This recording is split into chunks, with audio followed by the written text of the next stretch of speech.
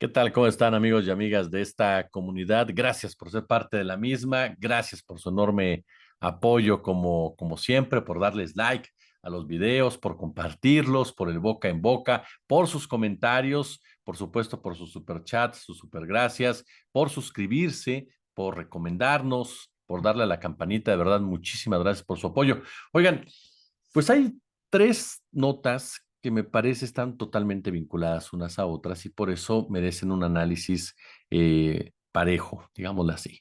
La primera de ellas, ProPublica, esta plataforma periodística, le responde al presidente de la República, quien en los últimos días había cuestionado en diferentes tonos las razones y los por qué Sting Golden, reportero precisamente de esa plataforma, pues había decidido publicar la nota en donde se le vincula con el cártel de Sinaloa en el 2006. Si les parece bien, vamos a leer precisamente la gran mayoría, la gran parte de esta respuesta y vamos comentándola con ustedes. De ahí me gustaría ligarnos a lo que es este tema del hashtag narcopresidente, pero particularmente con el tema de Claudio X González. Ayer en la noche platicábamos con Juliana Tilano, bueno, en la tarde y la subimos por la noche, ustedes ya pueden ver esta entrevista en el canal, en su canal, en donde Julián nos explicaba perfectamente cómo operan precisamente estas granjas de bots, estas granjas de cyborgs, para posicionar este tema. Y en lo personal, lo que opinamos, si me permiten expresarlo, eh, como fondo, en realidad, de todo esto. Y el tercero, pues la censura de Movimiento Ciudadano, de los nuevos políticos, de la nueva política, de estos personajes que se quieren vender, insisto, como respetuosos de las libertades, y en realidad son caciques, caciques con un rostro, pues mucho más joven. En pocas palabras, a través precisamente de la empresa Badabun, quien registró el video en donde Jorge Álvarez Maínez aparece junto con Samuel en García, degustando de cervezas con unos amigos y en donde no se les ven las mejores condiciones y lanzan improperios en contra de Manlio Fabio Beltrones y se burlan de las multas del INE, pues lograron precisamente que se bajara este material de diversos programas, de diversos espacios en donde se estaba abordando. Vamos a terminar en la cápsula de hoy, si les parece bien, con un comentario sobre este punto, basados, por supuesto, en un excelente hilo que hizo Meme Yamel sobre este tema. Pero bueno, a ver, comencemos con lo de ProPublica. Ya les decía que esta plataforma, bueno, dio a conocer su postura, ¿no? Ustedes pueden entrar a propublica.org, ¿no? Ahí van a encontrar de inmediato la respuesta en torno a lo que señaló el presidente López Obrador, una respuesta por Stephen Engelberg, quien es precisamente el jefe en este lugar. Y dice lo siguiente por pública: casi cada día entre semana a las 7, el presidente López Obrador ofrece una conferencia de prensa conocida como La Mañanera.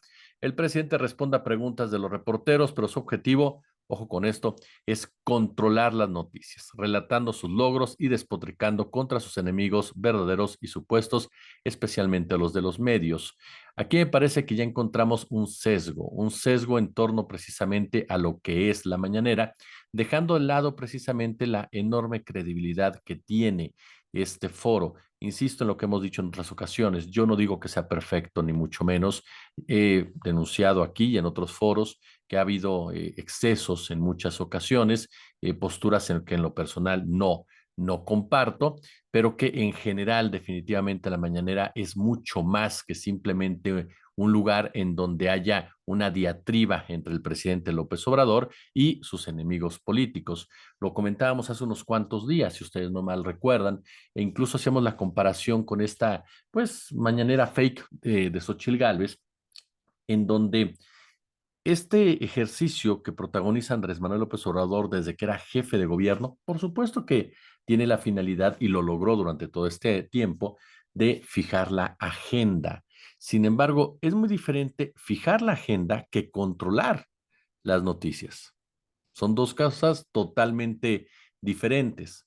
El término controlar es que se dice lo que tú quieres que se diga, que tú controlas la información como sucedía anteriormente en los medios corporativos, en donde había intereses empresariales que te decían, ese tema no se toca, ese tema no se profundiza, ese tema cámbialo.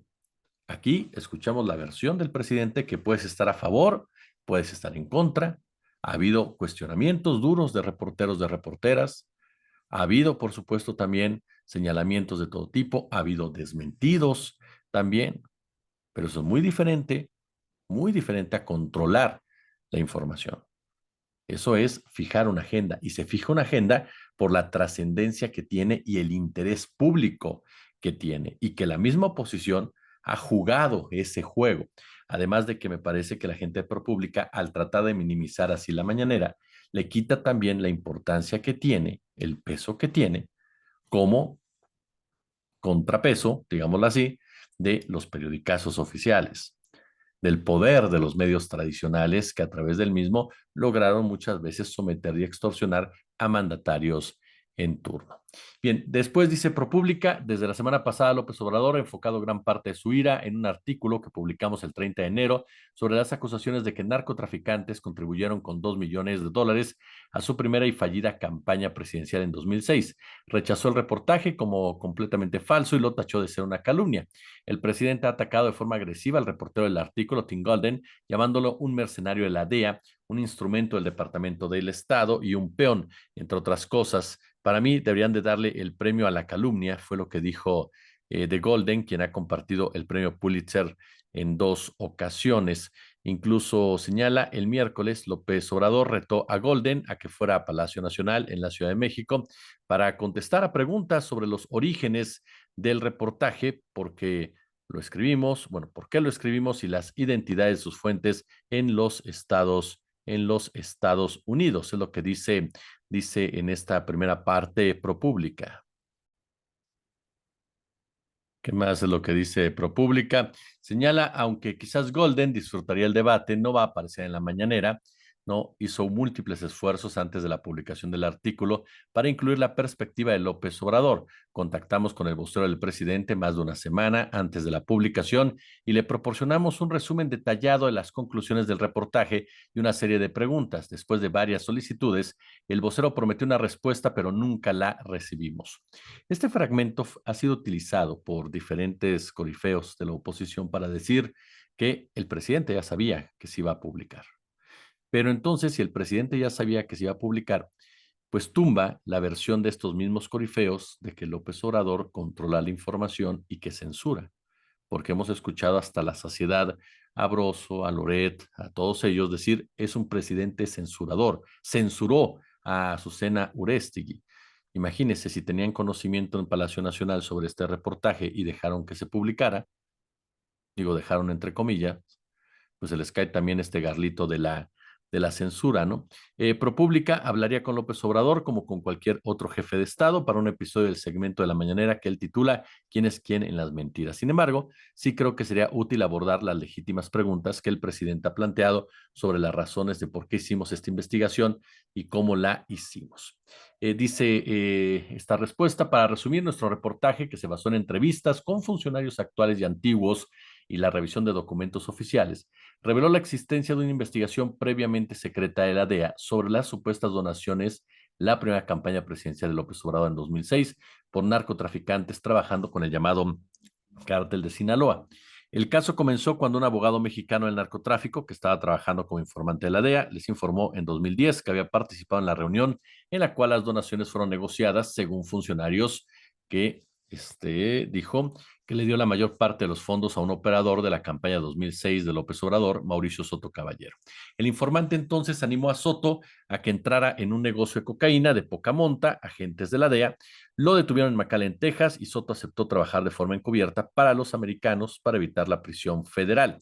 Al final, Soto y otros 3 testigos adicionales confirmaron a la DEA a las declaraciones del abogado del narcotráfico, según funcionarios. Para reunir más pruebas para un posible caso de corrupción, la DEA mandó a Soto a grabar secretamente 2 conversaciones con el hombre a quien dijo haber dado la mayor parte del dinero de los narcotraficantes, Nicolás Molinero, uno de los hombres más cercanos de López Obrador.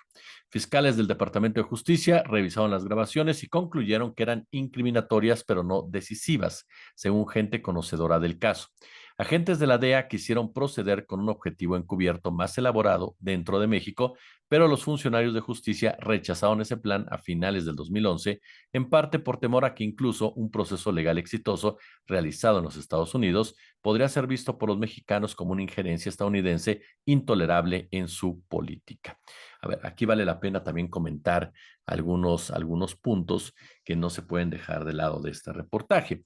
Uno, no se contextualiza, como dice bien Osvaldo Zavala en una participación que hizo, sin embargo, no se contextualiza para nada la coyuntura política de lo que se está viviendo en México, por supuesto, y la coyuntura política de la información proporcionada por la DEA, cuando estamos a la vuelta de la esquina de una elección presidencial, en donde están en juego dos visiones de país, ¿no?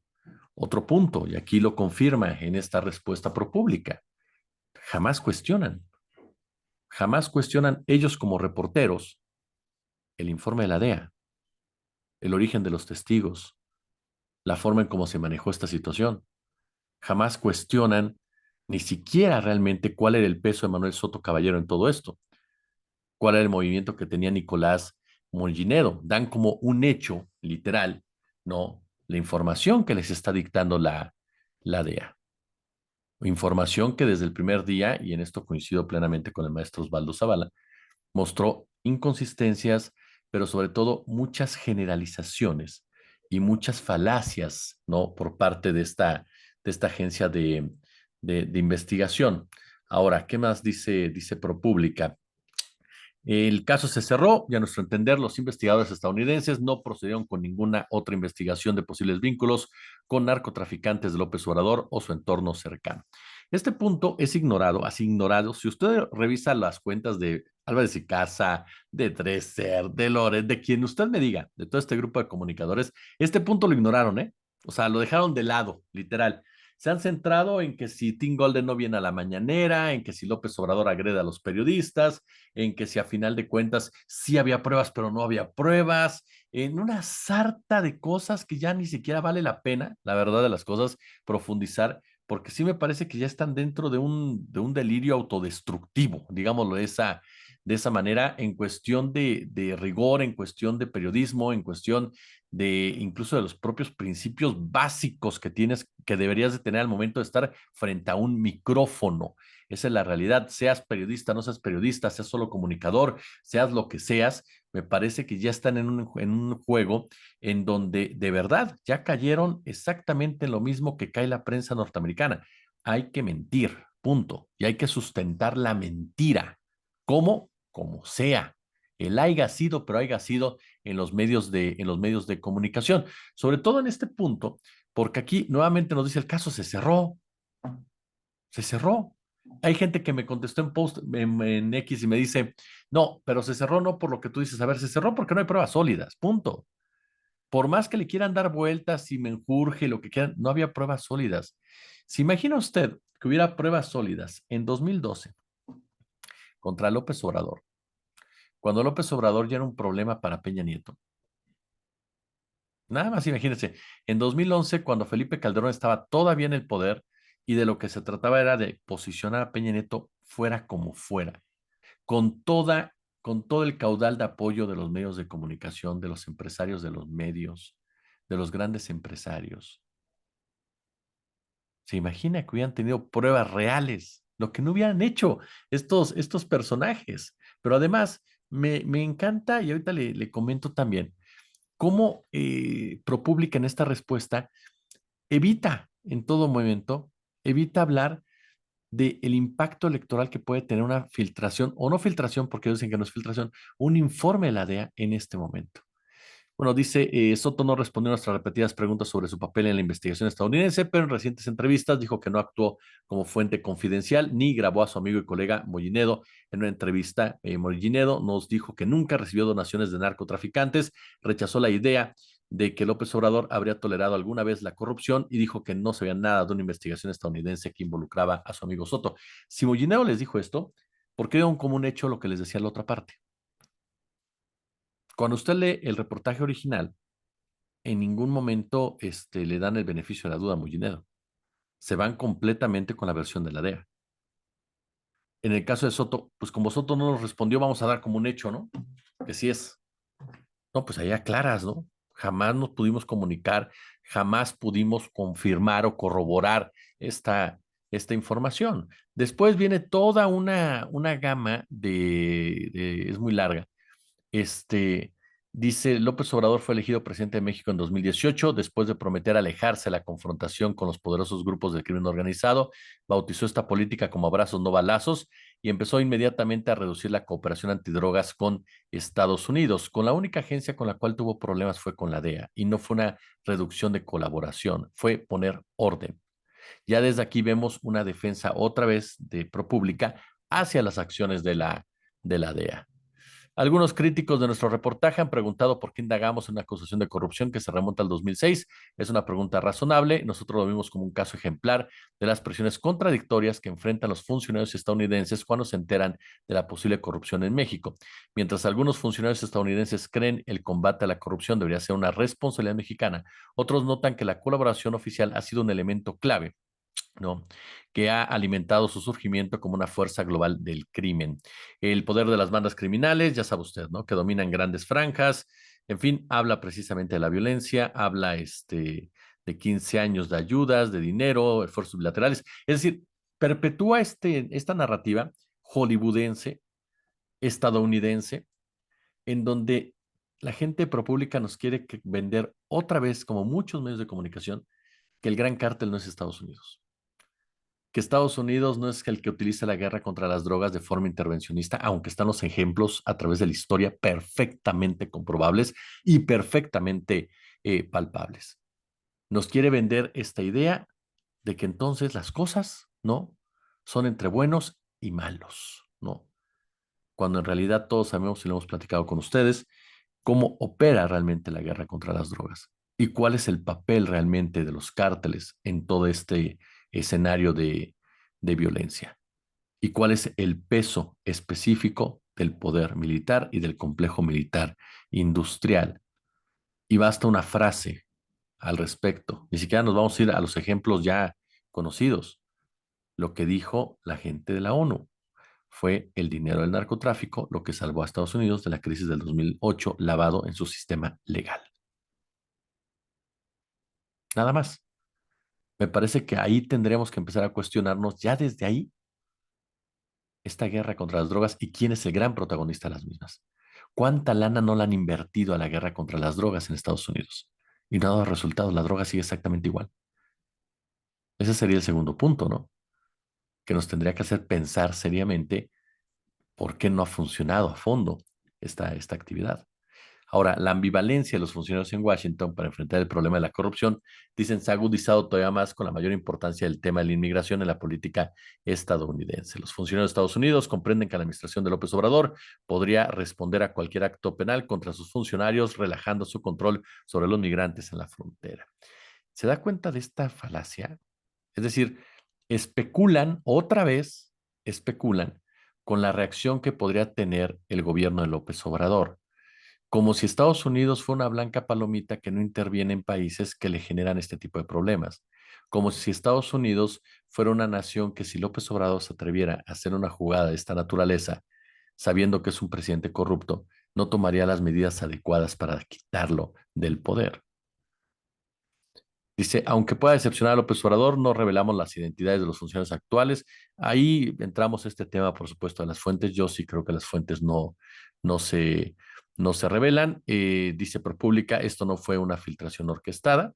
Dice que los funcionarios de la administración Biden, con quien hablaron, se manifestaron uniformemente consternados porque iba a publicarse una disputa con un presidente mexicano. No es el telón de fondo que quisieran para una elección presidencial en 2024. Los ataques de López Obrador desde el podio del país, del Palacio, han sido personales e insultantes. Entonces, aquí van unos cuantos hechos, dice. El autor de nuestro artículo, Golden, bueno, nos da el currículum de Golden, que ha reportado sobre México durante 3 décadas, que fue corresponsal del New York Times en la Ciudad de México, que fue reportero de investigación para Times y ProPublica. Nunca explica la relación con Otto Granados, que fue dada a conocer en su momento, cuando todos sabemos quién era Otto Granados en el gobierno salinista. No nos dice cuál era su relación, qué profundidad tenía de la misma, cuál era el tipo de vínculo profesional que existía. Este, También dice López Obrador ha planteado múltiples teorías sobre el origen de este reportaje. A principios de esta semana sugirió de alguna forma Golden estaba en contubernio con el desacreditado expresidente Carlos Salinas de Gortari, a quien cubrió durante la década de los 90, aunque Golden tenía buenas fuentes dentro del gobierno. En aquella época también produjo docenas de artículos profundamente investigados sobre la explotación del narcotráfico, la explosión del narcotráfico bajo Salinas, la sombra creciente de la corrupción en México y el fracaso de los Estados Unidos.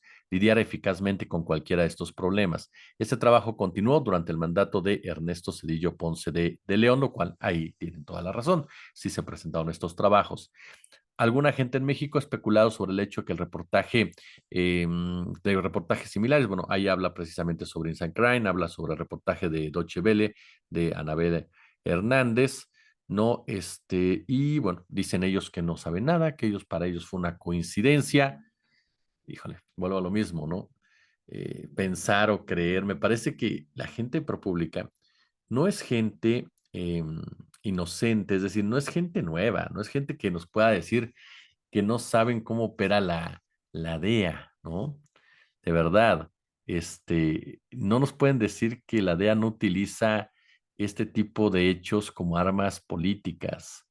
No nos pueden decir, por supuesto, que la DEA no hace política. No nos pueden decir que la DEA no interviene en la política. El hecho de que nos quieran vender de que fue una casualidad que tres medios al mismo tiempo publicaran información del mismo tema, puedo creer que el medio, que no supieran cada uno de ellos lo que iba a hacer, pero no puedo creer que no se empiecen a cuestionar por qué los tres tenían los mismos datos, con qué finalidad les pasaron los mismos datos. Esa es mi gran, mi gran duda, ¿no? Ahora, yo insisto en un punto, el papel de Calderón, el papel de Fox, ellos sabían de esta investigación. Entonces, desde ahí tendrían que haberse cuestionado también por qué no hicieron absolutamente nada.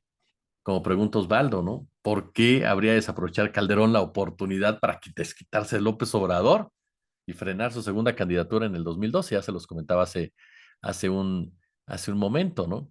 Entonces, a ver, ya concluimos con esto porque vamos con rápidamente con otro tema. Bueno, obviamente se quejan de que López Obrador los ha estado atacando. Por supuesto que esperan que López Obrador les conceda una entrevista, es lo que dice la gente de ProPública. Pues ahí tiene usted estas posturas, los cuestionamientos de su servidor. Para mí es muy sencillo. El fondo es el mismo, se cerró porque no había pruebas. Lo demás es salvar el prestigio de una plataforma que efectivamente ha hecho muy buenos trabajos periodísticos, lo mismo que Tim Golden, pero que en esta ocasión, como bien señala el maestro Zavala, la de adicto y el reportero escribió. Eso es un hecho y eso no lo pueden dejar de lado.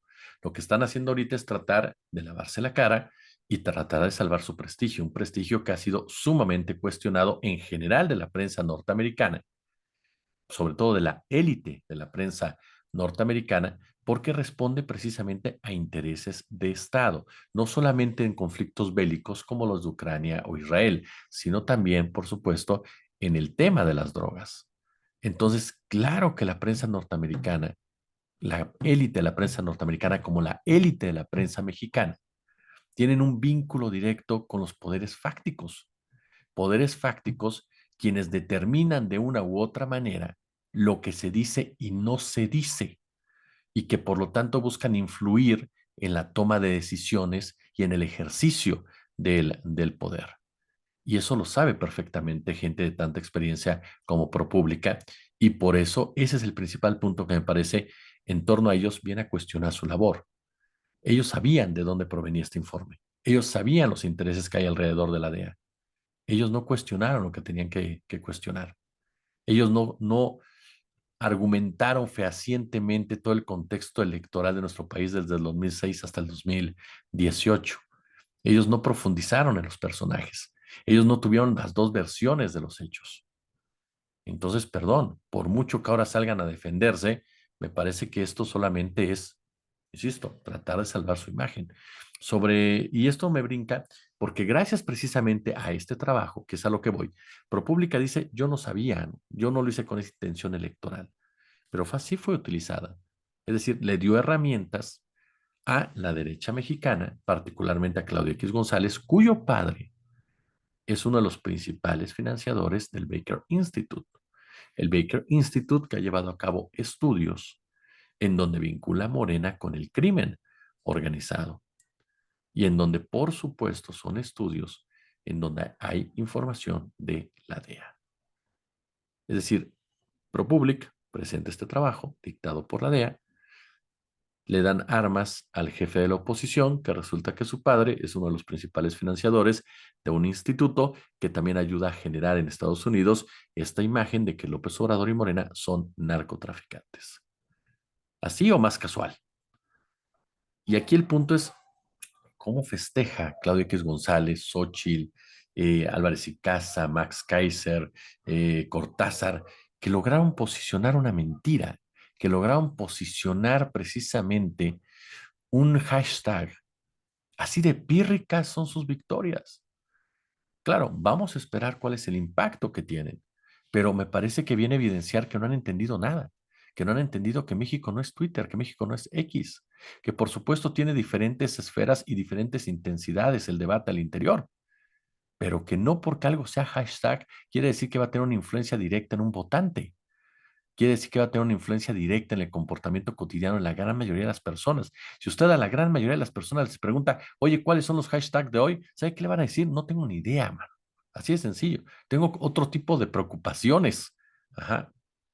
Entonces, que festejen una mentira viene a mostrarnos lo perverso que son, lo poco capacitados que están, los cínicos que se han vuelto, en definitiva, en donde lo que importa es hacer ruido y golpear. Están reconociendo literal que solamente les interesa golpear, nada más, nada más. Y ese es el papel precisamente de las redes sociales. Les decía que ayer nos comentaba el doctor Julián Atilano precisamente cómo se da este fenómeno de la desinformación, ¿no? Durante los procesos electorales, en una forma compleja, en una forma híbrida, no solamente se originan desde las plataformas sociodigitales, sino que las estrategias de desinformación que están en las redes están vinculadas con otro tipo de medios, en esta idea que se conoce, dice Julián, como el ecosistema mediático, ¿no? Es decir, se puede plantar la estrategia de desinformación en las plataformas sociodigitales, después emerge ya sea en radio, empresa o en televisión o desde grupos o actores políticos. Esto fue lo que pasó con este hashtag de narcopresidente o narcocandidato y todo eso, ¿no? Se siembra, se replica por parte de comunicadores y llegan las granjas de bots y cyborgs y le dan otra amplitud. Es decir, completamente prefabricada, no es algo orgánico, no es algo natural, son campañas orquestadas, pagadas, que tienen impacto, ¿no? En la conversación con usuarios, digamos así, reales, que obviamente pues nos subimos al pleito, a la discusión, ¿no? Que somos ciudadanos, gente de la sociedad civil, organismos internacionales, políticos, en fin, lo que nos decía Julián para darle una salida a esto es los troles o cyborgs amplifican los textos periodísticos de la prensa internacional, ¿no? Con el hashtag narcopresidente, y luego los usuarios pues siguen tuiteando obviamente al respecto durante una semana. Todo esto gracias a la falta de regulación. Y es que a final de cuentas las redes sociales están jugando un papel determinante en este momento y sobre todo los que se dedican a las mismas. Ya son actores protagonistas, protagónicos. Vea lo que pasó y lo que denunció Meme Yamel que ellos suben, fue Meme Yamel, fue Adriana Buentello, los que denunciaron, me parece que también, sin embargo, que suben el video de Jorge Álvarez Maínez, ¿no? Y las plataformas a donde lo subieron se los bajan o lo bloquean. ¿Por qué? Porque resulta que Badabun, ¿no? Tiene el registro de este video y lo tiene precisamente porque tiene un contrato con diferentes personajes de la nueva política mexicana, ¿no? Es la empresa Creación y Difusión de Contenido Web, SADCB, que tiene una empresa mediadora llamada Ordinary Business Consultants. Esto ya había sido revelado incluso por MX, dice Meme en su Twitter, bueno, en su X, y lo que da a conocer ella es que se confirmó que entre los servicios que ofrece Badabun, lo que hace es registrar la propiedad intelectual de los videos que sube, es decir, la imagen de sus clientes, ya sean gobernadores o alcaldes, y bueno, esto se puede confirmar con cualquier contrato de gobierno que en realidad el único que lo ha transparentado como tal es Samuel García, el actual gobernador de, de Nuevo León, y recuerda que ya ocurrió cuando, con torno a la alcaldesa de Tijuana, la señora Montserrat Caballero, si no mal recuerdo, ¿no? Que también cuando se mudó a las instalaciones de la Guardia Nacional, pues empezó a presumirlas y con el afán de controlar los daños, Badabun eliminó el contenido de los medios que criticaban a la alcaldesa y lo dejó en los medios que la respaldaban. Es un medio en donde los políticos se deslindan del tema. ¿Por qué? Porque Badabun es el que reclama el contenido como propio y no directamente el político o bien la política afectada. Está, le reitero, Montserrat Caballero, está Samuel García, está Mariana Rodríguez, está también Sergio Salomón, está Alejandro Armenta, está Pepe Coutello, está Marina El Pilar, Salomón Jara, Paola Rodríguez y Pepe Chedraui, así como Pablo Lemus. También anda por ahí, bueno, obviamente Jorge Álvarez Maínez, que es cliente del servicio exclusivo, lo mismo que Mariana, Samuel y Montserrat, ¿no? Y que a final de cuentas, pues los utilizan ¿para qué? Para censurar. Esa es la realidad de las cosas, porque eso es lo que hicieron la gente de Movimiento Ciudadano, confirmando lo que les decíamos el otro día. Ellos son unos juniors provenientes de una clase acomodada que no está acostumbrada a la crítica, que no está acostumbrada a ser evidenciada, denunciada, y por lo tanto su primera reacción siempre es censurar. Siempre es evitar que se conozca su verdadero rostro, porque más allá de sus campañas políticas y sus campañas en redes, el rostro que muestran es ese, el de pelafustanes con dinero. Si les gustó el video, pulgar arriba, por supuesto. Déjenos sus comentarios, déjenos sus opiniones. Échenos la campanita, échele ahí el like a la campanita. Suscríbase, por supuesto. Échenos el super chat, super gracias. Yo, como siempre, les agradezco por su atención y nos vemos y escuchamos por la noche. Gracias. Una disculpa porque el video se puso un poco largo, pero bueno, fueron varios temas. Gracias y nos vemos por la noche.